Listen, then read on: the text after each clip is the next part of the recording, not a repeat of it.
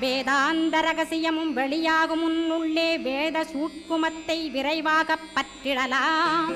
சுப்பிரமணிய குரு ஜோதியாயுள் தோன்றிடுவான் அருட்பெருஞ்சோதியான ஆறுமுக சுவாமியுமே. அந்தர்முகமிருந்து ஆட்கொள்வான் சத்தியமாய் சித்தியையும் முக்தியையும் ஸ்கந்தகுரு தந்திடுவான்.